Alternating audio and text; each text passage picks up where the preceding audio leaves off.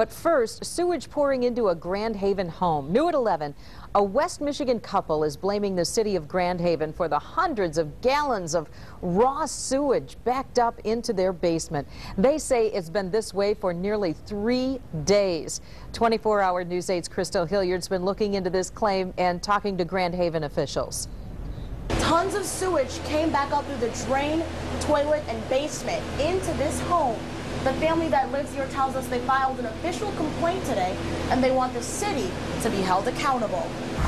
It took hours for these workers to clear nearly 250 gallons of raw sewage and thousands of dollars worth of furniture out of this basement. Clarence Pridemore and his fiance have rented this Grand Haven home for about a year and say all of this began this past weekend. Well, we probably got $8,000 to $10,000 worth of our stuff down in the basement sitting in raw sewage. The smell was so bad, they say they had to move into a nearby motel.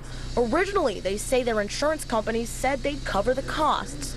Then, 3 nights and $300 later, they were told they wouldn't be reimbursed. Oh my God. I mean, we just spent all the money we had because I didn't want her breathing the raw sewage downstairs. That up there. Neighbors say this problem is nothing new. Landlords across the street owned this home for more than 20 years and have dealt with at least 4 sewage backups. Repeatedly, we've had backups into our basement until the line got disconnected. Currently, the lines that goes into the basement's disconnected, so obviously the problem's solved. With your house? With my house. Both families blame the city for the trouble. Pridemore believes this is a result of city workers jet blasting the sewer system down the street.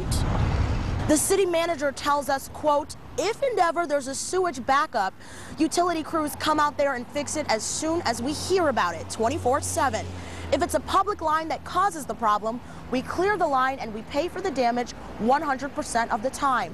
However, he hadn't heard of this complaint yet, and since we called him after hours, there were certain people he couldn't get a hold of. But he tells us he will check this out in the morning and let us know if there's anything the city can do. In Grand Haven tonight, Crystal Hilliard, 24-hour News 8.